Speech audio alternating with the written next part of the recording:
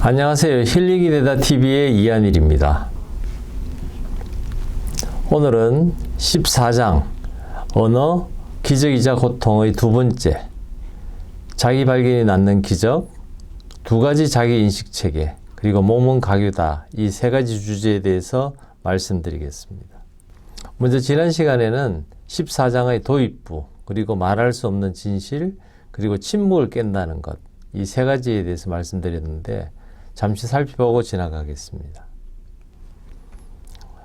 2001년 9월 달에 미국 September 11, 이제 미국 월드 트레이드 센터, 세계 무역 센터의 뉴욕에 있는 이것이 공격당하면서 수천 명이 죽었을 때 그 뉴욕에 있는 사람들을 중심으로 많이 이것을 보고 정신적 외상이 있는 사람을 어떻게 치료할까?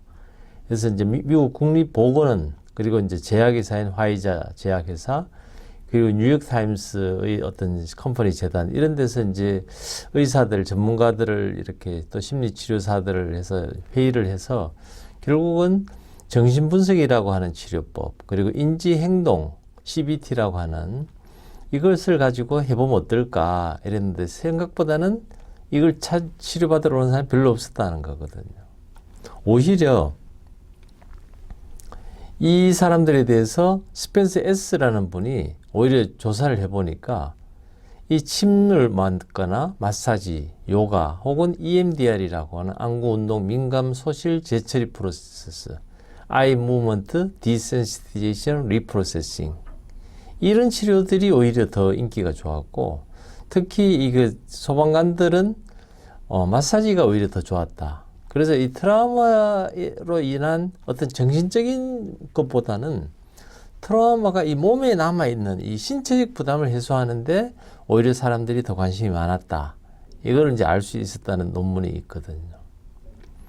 그리고 이런 우리가 트라우마를 겪게 되면 이 말할 수 없는 진실이라는 것은 너무 트라우마의 그것이 통증이 너무 강렬하다, 너무 세다, 너무 아프다, 너무 슬프다, 혹은 막 너무 그 높은 엑스타시가 있게 되면 감정이 막 너무 최고조에 다르게 되면 마음이 질식해서 마음이 이게 안 된다는 거거든요.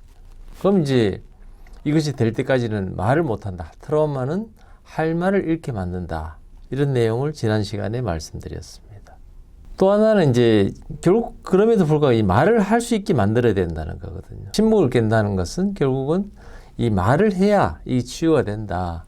그 중에 하나가 이제 HIV 환자들에 대해서 초기에 어떤 캠페인을 했느냐 하면 침묵은 곧 죽음이다. 그러니까 말을 해라. 당신이 HIV라는 소위 말하는 이런 굉장히 무시무시한 질병에 걸린 거를 말을 해야 옆에 사람들이 도와줄 수 있고 네가 치유가 될 수 있다. 그거와 마찬가지로 트라우마도 침묵은 곧 영혼의 죽음이다. 그래서 내가 트라우마가 생기게 된 어떤 상황들, 나는 성폭행을 당했다, 강간당했다, 남편한테 두드려 맞았다, 혹은 부모님이 너무 엄해서 막 나를 학대했다, 혹은 부모님이 나를 너무 이렇게 방치해버렸다, 나는 부모님의 사랑을 받지 못했다, 이라크 전쟁에서 내가 겪은 것들이 있다, 이런 것들을 다른 사람들한테 이야기를 해야, 그것도 크게 이야기할 수 있어야 이게 치유될 수 있는 어떤 신호와 같다. 이제 이런 이야기가 지난 시간에 있었습니다. 그래서 누군가한테 내 말을 해주고 그 사람이 내 말을 들어주면 내 몸이 이제 바뀐다는 거거든요. 아하, 나도 이제 그 이야기를 하는 과정에서 상황들을 이야기하고. 그래서 이제 존 볼비, 우리가 앞선 시간에 배웠던 것들, 애착 관계에서 가장 선구자적인 연구를 했던 존 볼비라는 분이 남들에게 혹은 엄마에게 말하지 못한 것은 스스로에게 못한다. 그래서 이제 이 mother에서 M을 빼면 other, 남들이 되고 M을 붙이면 엄마가 된다고 하는 영어 철자에 있고 묘한 부분을 인용해서 존 볼비가 강하게 주장하는 거죠. 그러니까 엄마든 누구든 말을 해라. 근데 아무래도 가장 편한 건 이제 엄마니까 아마 mother라고 이야기를 했을 것 같은데, 어쨌든 본인의 문제를 누군가한테 이야기를 해라. 이 이야기가 지난 시간에 있었습니다. 그래서 예를 들면 삼촌에게 어릴 때 성추행을 당했다. 이걸 혼자 숨기고 지내면 나는 이 위험, 이 삼촌이라는 편안하고 믿을 만한 사람이 사실 나를 위험에 빠뜨린 거거든요. 그래서 유사한 삼촌이 집에 오기만 해도 혹은 길거리에서 삼촌같이 생긴 사람만 봐도 이 뭐 온 몸이 막 반응을 격하게 하게 되면서 호르몬이 분비되고 이럴 때 나는 겁이 난다. 근데 이걸 이제 말을 하면 이게 내가 이제 이걸 컨트롤할 수 있거든요. 근데 말을 하지 않고 내가 혼자서 어쨌든 견디려고 하면 이 그런 유사한 것들이 있으면 내가 막 피하고 거기에 이런 호르몬이 분비되면서 스트레스를 받고 나는 때로는 기가 팍 죽고 초조한 상태가 되고 민감하게 반응하다가 갑자기 감정이 폭발해 버리거든요. 근데 나는 감정은 폭발했는데 이것이 왜 그런지는 알 수 없다. 이 이야기거든. 그러니까 왜 그런지 나는 알 수가 없다. 그걸 이제 이유를 못하니까 자꾸 반복되게 된다. 이제 이 이야기를 하고 있는 거예요. 그래서 이 침묵을 깬다는 것을 이제 계속 더 말씀을 드리면 결국 우리 몸의 스트레스 호르몬이 계속 돌아다니면서 우리 몸에 이제 두통, 뭐 근육통이나 소화기능 장애, 성기능 장애까지는 뭐 본인이 어쨌든 감당한다 하더라도 문제는 본인이 이성을 잃은 행동을 하게 되고 그렇게 되면 주변 사람들에게도 상처를 주고 물론 당연히 이제 본인은 부끄럽게 되죠. 왜냐하면 본인이 사회적으로 용납되지 않는 비이성적인 행동을 하기 때문에 옆에 사람들한테 상처를 준다.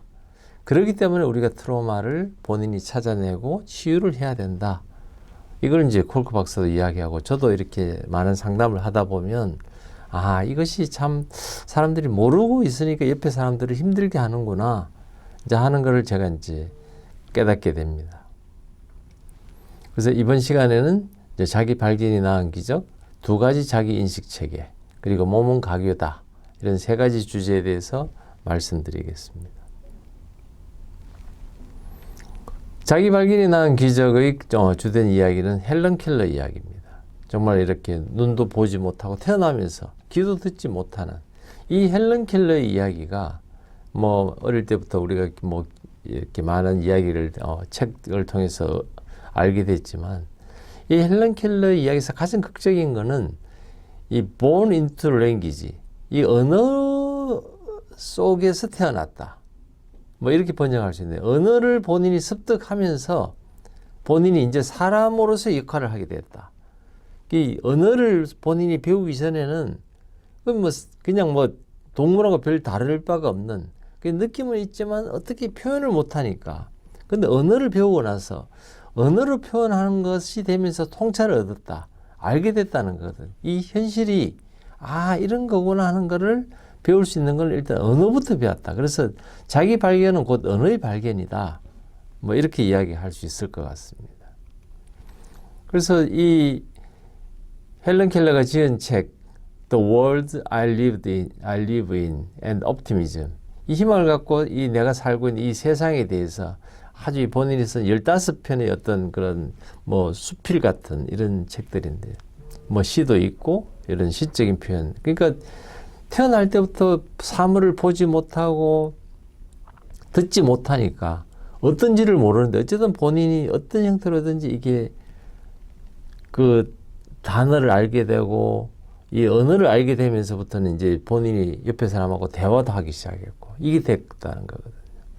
그래서 결국은 이 헬런 켈러가 이 하버드에서 명예학위도 받고 그러면서 옆에 사람들한테 많은 이 좋은 영향력을 끼치다 간 아마 한국에도 왔던 걸로 제가 기억을 합니다. 결국은 이 처음에 이제 이 헬런 켈러가 배웠던 단어가 water, 물이거든요. 이 물이라는 단어가 본인이 딱 깨닫게 됐을 때 모든 이 어두운 컴컴한 방에서 이 단어를 배우면서 이제 본인이 이게 이제 정신이 번쩍 들었다는 거거든요.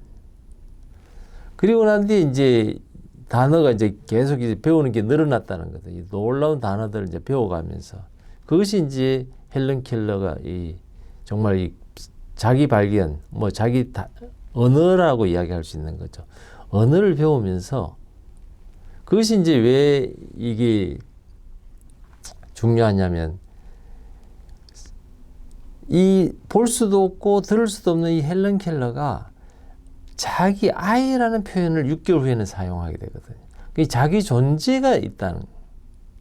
트라우마 환자의 특징은 자기 존재가 없는 건데 헬런 켈러는 단어가 배우면서 이게 나를 아이라고 표현하는 걸 이제 6개월째는 배우기 시작하면서 이 존재가 만들어졌다. 존재를 인식하기 시작했다.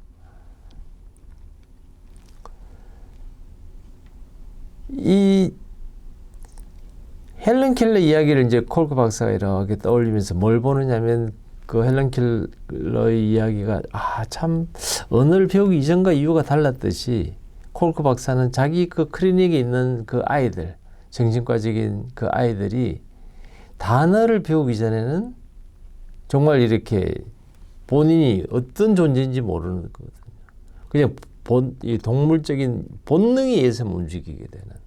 근데 그게 여기서 이제 유령이라고 해요. 팬텀이라고 헬런 켈러가 이야기했듯이 클리닉에 있는 정신과적인 애들도 다 이런 상태거든요.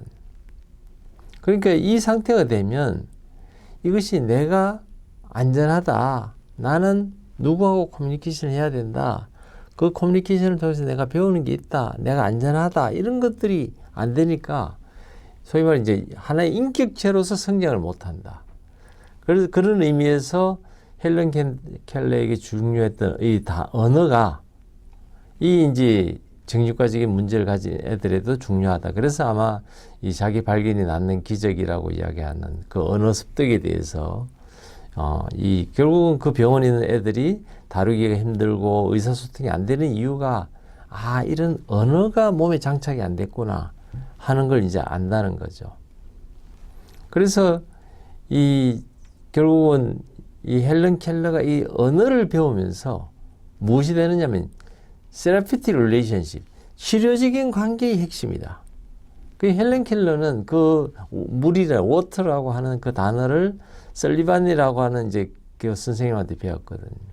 그 설리반 선생님한테 배웠던 그 단어가 결국은 헬런 켈러를 귀도 안 들리고 눈도 안 보이니까 움직일 수 없는 이 애를 정말 동물적인 욕구만 남아있는 애를 하나의 정말 인격체로서 만들 수 있는 그 치료가 됐으니까 이게 되는 거거든요. 이것이 이제 소위 말하면 이 언어였다. 그래서 이것이 트라우마의 치료에서 그래서 트라우마가 있으면 옆에 사람들 고립이 되니까 고립으로부터 치료가 되는 기본이 결국은 언어였다. 그리고 결국은 이 커뮤니케이션 되는 것은 트라우마의 반대편이다. 그러니까 트라우마라는 거는 트라우마를 받고 완전 고립되고 다른 사람하고 소통도 안 되고 이런 본인의 세이프티에 대해서 이게 확보가 안 됐다면 내가 커뮤니케이션 옆에 사람하고 대화를 하고 살아가는 것은 단순히 그냥 살아가는 게 아니고 치료의 굉장히 중요한 축이다. 그래서 우리가 이런 상담을 하는 것, 토킹 세라피, 대화하면서 치료하는 것이 이렇게 해서 중요하다. 그리고 상대가 나하고 대화가 되는 순간에는 벌써 이제는 이게 이제 치료가 될 수 있는 가능성이 많다. 이렇게 인식할 수 있거든. 자폐증 같이 전혀 대화가 안 된다. 이러면 사실은 치료가 굉장히 어렵다고 봐야 되는 거예요. 혹은 조현병 중에서도 심한 상태가 있는 사람은 구석에 팍 있고 누가 손대는 것도 싫어하고 이래 되면 치료가 참 더디겠구나. 우리가 이제 예상할 수 있어야 된다는 거거든요.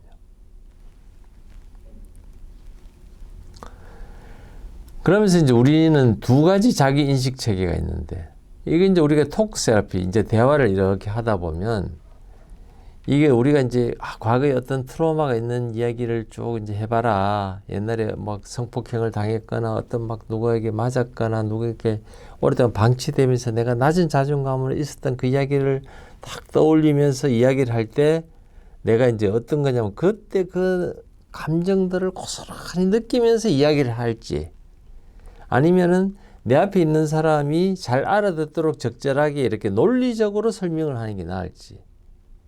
이제 만약에 내가 감정이 너무 빠져 있으면 이 시간도 오래 걸릴 뿐더러 이 1시간 안에 뭔가 이야기를 마치고 내가 가야 되는데 상담하는 분한테 그 시간 봐가면서 이 상담하려면 논리적으로 빨리 내 의견을 내가 그때 겪었던 걸 이야기하고 이 상담사의 이야기를 들어야 되니까 내가 그 눈치를 본다는 거거든요.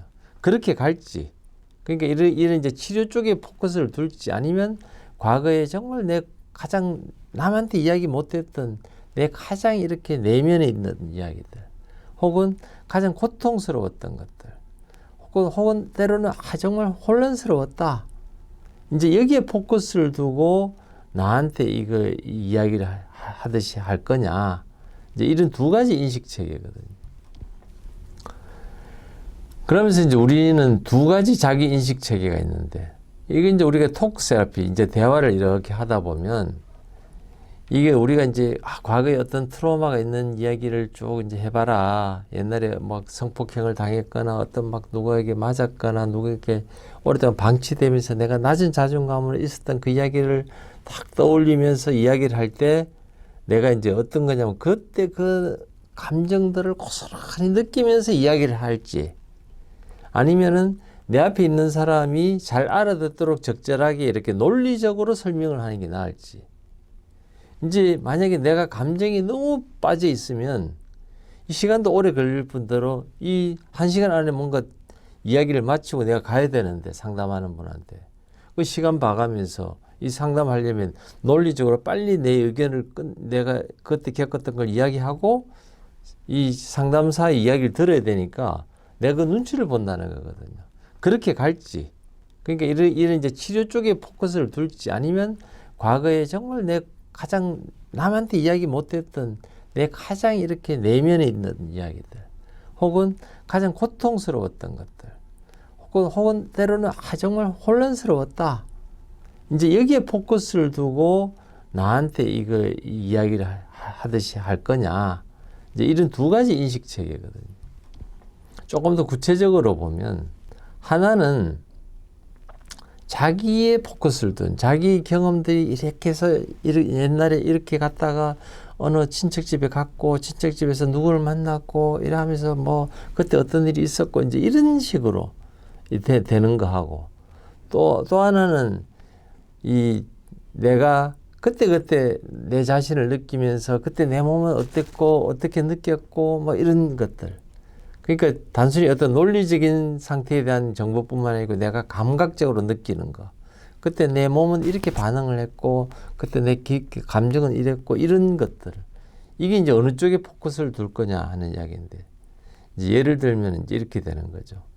어떤 여성분이 소위 말하는 이제 측두엽의 간질이 그러니까 간질도 예를 들어 간질을 일으키는 포커스가 측두엽이 있는지 아니면 이렇게 두정엽에 있었든지 뭐 전두엽이 있든지 뭐 후두엽이 있든지 이렇게 이제 위치에 따라서 뭐 다를 수 있는데 근데 이 여성이 이제 자살을 자꾸 시도하니까 이제 자살을 시도했다는 것은 굉장히 좀 중증도가 있다. 심각하다.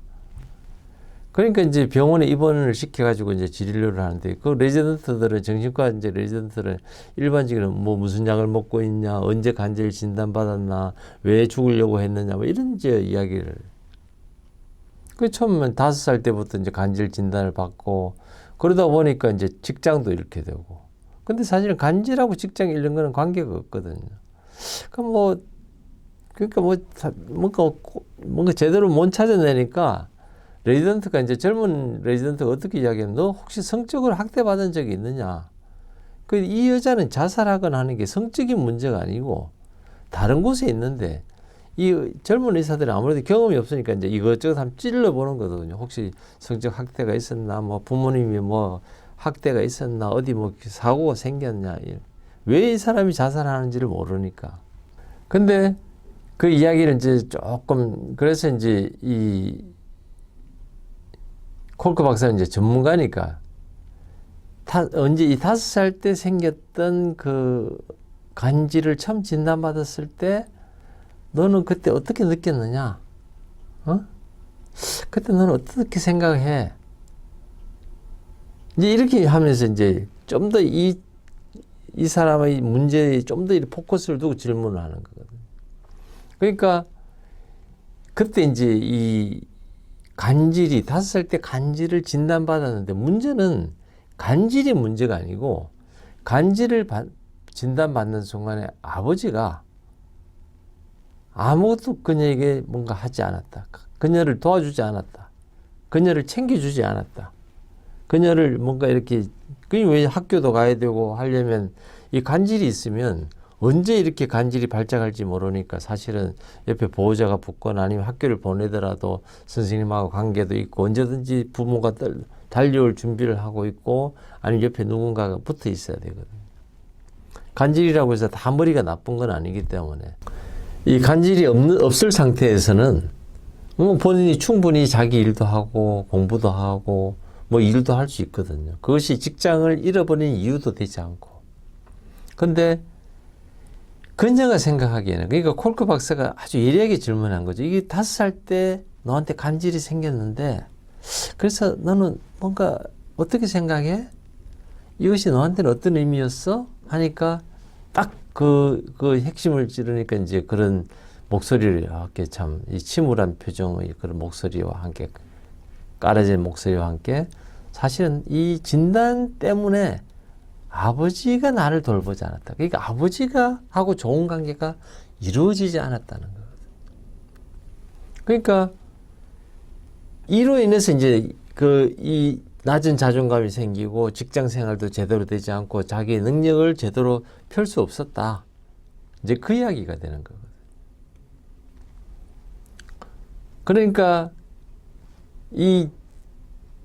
얘가 이제 어떻게 이야기하느냐면 이 여자가 나는 스투피드 바보 같고 아주 뭐 좀 징징대면서 아주 의존이 있는, 왜냐면 아무도 나를 돌봐주지 않으니까. 그러니까 본인에 대해서 나는 그랬었다. 그렇지만 그때 내가 그렇게 했었지만 실제로는 좀 더 책임의식을 갖고 좀 더 이렇게 나갔어야 된다. 응? 그걸 극복할 수 있도록 했어야 된다. 이렇게 이제 이야기하는 거거든. 이렇게 이야기를 하면서 이제 치유가 들어가기 시작. 왜냐면 보통 이제 5살 때 너 왜 간질 진단받았는데 어땠어? 하면은 나는 너무 외로웠어요. 아무도 나를 안 도와줬어요 하면서 막 화를 내는 게 아니고 이거를 이제 객관적으로 딱 이렇게 이야기하는 거거든. 그러니까 우리가 인식체계, 2가지 인식체계 중에서 벌써 그렇게 됐다는 건 이미 이제 치료가 됐고 본인이 그 상황을 객관적으로 이제 파악했다는 걸 이야기하거든요. 그래서 이 콜크 박사가 이제 그걸 이제 잘 다루는 거죠. 이런 인식 체계가 내면에서 흐르고 있다는 거를 말을 하는 걸 보면서 아니까 이 정말 이렇게 겁먹고 버려진 그 5살 때로 한번 돌아가서 한번 가족들이 막 나를 이제 거부하고 이런 것들에 대해서 이야기를 한번 해봐라 하니까 이제 그녀가 막 이제 울기 시작하는 거죠. 한동안 그 감정. 그리고 나서는 이제는 이렇게 이야기하는 No, she did not deserve that. 이제는 그렇게 하는 것 하지 않았다. 어? 그렇게 해서는 안 된다. 그런 대접을 받으면 안 됐다. 그녀는 서포트를 받았어야 된다. 아무도 안 도와줬다. 그 이야기는 대상이 누구예요? 가족이 왜 안 도와줬노? 그 5살짜리 애를 방치하면 안 되지. 당신들은 그 애를 도왔어야지. 이 이야기거든요. 이게 뭘 이야기하면 치료가 됐다는 거예요. 이제 비난할 대상. 내가 인식을 해보니 그 비난 대상이 아이고 걔는 뭐 불쌍해요. 안 됐어요. 이게 아니고 그 여자를 그렇게 놔두면 안 되지. 그렇게 도와야지. 가족이라면 아빠는 그때 도왔어야지. 라고 이야기를 하고 나니까 그때부터는 시프트, 이제 방향을 바꾸어서 이 본인이 그렇지만 그 어려운 상황에서도 본인은 학교를 마쳤고 직장을 얻을 수 있었고 직장에서도 나름대로 일 잘했다. 소위 말해 이제 퍼블릭 스토리라는 거는 본인이 이제 남들한테 이야기할 수 있는 이야기하고 본인의 내면에서 있었던 일들. 그 내면의 이야기라는 거는 본인이 막 이렇게 이 간질 때문이 아니고 간질을 알고 난 뒤에 아버지가 그때부터 자기를 버려두고 다른 가족들도 자기를 방치했던 이것 때문에 본인이 겪었던 그 고통과 그것을 그래도 극복하고 했던 이제 두 가지를 이제 본인이 이제 이야기를 같이 이제 할 수 있게 되는 거예요. 그래서 이야기하는 대중을 위한 이야기와 내적 경험이 만났다. 그러니까 이거는 이제 치료가 됐다는 이야기거든요. 혹은 치료가 상당 부분 진전이 됐다. 그래서 이야기한다는 것이 얼마나 중요하냐. 그 이야기를 하면서 결국 두 가지 인식 체계를 오가면서 이 건강한 이제 본인의 스토리가 완성이 되면서 아, 이거는 내가 잘못한 게 아니야. 그 소녀, 5살짜리 소녀가 무슨 죄가 있어. 그 소녀는 그렇게 하면 안 되지. 가족들이 돌봤어야지. 이제 이렇게 정리가 딱 되고 나면 이제 그 트라우마에서 벗어날 수 있게 됐다. 이제 이 이야기를 이 장면은 하고 있습니다. 그래서 이제 몸은 가교다 할 때 이 트라우마에서 이 몸이라는 거, 바디가 우리는 정신적인 트라우마이기 때문에 정신적인 부분만 자꾸 집중하는데 실제로는 내 몸의 반응을 느끼게 되거든요. 그러니까 이 트라우마 사건을 이야기하게 되면 아, 이것이 내가 왜 고통스러웠는지. 그래서 이제 이 이야기를 통해서 의사들은 아, 이런 불면증이라든지 분노가 있다, 악몽을 꾼다, 이런 것들이 이제 설명이 되고 그러면서 비난 대상을 집어줘요. 조금 전에 5살 때 간질을 겪었던 여성 같은 경우는 이 부모가 특히 아버지가 그렇게 하면 안 된다. 그러면서 이제 이것이 그 다음을 나갈 수 있게 하는 그 다음 치유가 한 단계 이루어지고 그 다음 또 두 번째 치유가 이루어지게 하는 굉장히 결정적이다. 이 이야기를 하고 있습니다. 그래서 이 언어라는 것이 정말 참 이 기본적으로 밖에 있는 사람들하고 이렇게 하기 위한 거거든요. 물론 나도 내 내면에 있는 감정들하고도 이걸 하지만 결국은 밖에 있는 사람들하고 내 이 밖에 나와 있는 어떤 사람들과 커뮤니케이션 하면서 이런 거지 내 내면에 대해서 이야기하기 위한 게 언어가 아니거든요. 그래서 이 밖의 사람들이 그래서 우리는 나 자신보다는 주위 사람에 대해서 아, 저 사람은 뭐 좋은 사람이야 나쁜 사람이야 뭐 저 사람은 어떤 게 섬세해 어떤 게 좋아 뭐 이런 이야기를 할 수 있는 거는 우리가 기본적으로는 그게 이제 언어를 통해서 남에 대해서 이야기를 하는 거거든요. 그렇지만은 우리 몸에 대해서 더 이야기할 때는 소위 말하는 비세럴 센세이션, 장이 느끼는 거, 장으로. 그러니까 표현을 못 하겠는데, 아, 뭔가 지금 이 상황이 내가 불편하다 할 때 불편한 게 머리로 느껴지는 게 아니고 벌써 장이 불편한 거거든요. 소화도 안 되고, 뭔가 음식 맛도 없고, 뭐 아무리 앞에 맛있는 걸 갖다 놔도 뭔가 주위 상황들이 내가 편하지 않으면 음식을 못 먹거든. 그래서 여기서는 이제 번역을 본능적인 감각이라고 했는데 사실은 여기서는 비세럴 센세이션이거든요. 이 장이 느끼는 거. 이거에 대해서 이제 아마 번역자는 그냥 본능적인 감각이라고 이렇게 치부해 버렸는데 실제로는 본능적인 것보다는 어떤 이 장에서 느끼는 그런 감각들, 미주신경에 의해서 우리가 앞에서 공부했다시피 이 미주신경에 의해서 느껴지는 이것이 굉장히 내가 감정적으로 깨닫게 되는 내가 지금 어때? 그래서 이제 콜크 박사는 예를 들어서 어떤 가족이 내가 8살 때 아버지가 가족을 떠났다, 이혼을 했다 하면 근데 그 아버지는 이제 가고 난 뒤에 한 번도 만나지 못했다. 그러면 엄마가 해주는 밥을 먹고 학교를 다니고 하면 다 되느냐면 아버지로부터 받아야 되는 부분이 있거든요. 그것이 결핍됐을 때는 나도 말은 할 수 없는데 뭔가가 부족하고 자존감이 낮고 자신감이 없고 뭔가 할 때 자꾸 쭈뼛거리고 이게 아버지로부터 받아야 되는 걸 잘 못 받았을 때 나타나는. 그럼 그것을 떠올리면 몸이 어디가 아파? 장이 아프냐? 가슴이 아프냐? 어떤 한쪽 근육이 아프냐? 이런 거. 혹은 심장이 팔딱팔딱 뛰나? 이런 것들이 몸에서 느끼는 것들이거든요. 그 몸을 통해서 가교가 되는 거, 브릿지가 되는 거는 뭐냐면 내 정신적인 트라우마가 나한테 어떤 식으로 어떤 사이즈로 얼마나 크게 나한테 남아있는지를 알려준다. 내가 느끼는 이 트라우마가 그냥 느낄 때는 잘 모르거든요. 뭐 뭔가 머리는 아프고 뭔가 좀 복잡하긴 한데 갑자기 이유 알 수 없는 막 분노도 있고 막 고함도 지르곤 하는데 그것이 실제로 내 몸에 흔적으로 남아있다. 그래서 몸은 가교다. 이 몸은 무슨 가교냐?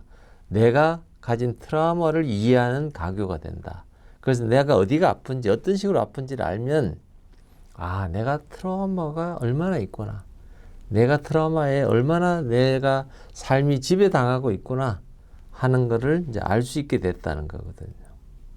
그래서 오늘은 여기까지 하고 다음에는 이제 나에게 글을 쓰면서 또 나의 트라우마를 이해하고 또 치유하는 거, 또 그림, 음악, 춤, 요 두 가지 주제에 대해서 요것만 해도 충분히 양이 많아서 속도를 내기보다는 우리가 충분히 이해하고 이걸 들으면서 또 나누면서 내가 치유하는 시간을 갖도록 그렇게 하겠습니다. 시청해 주셔서 고맙습니다.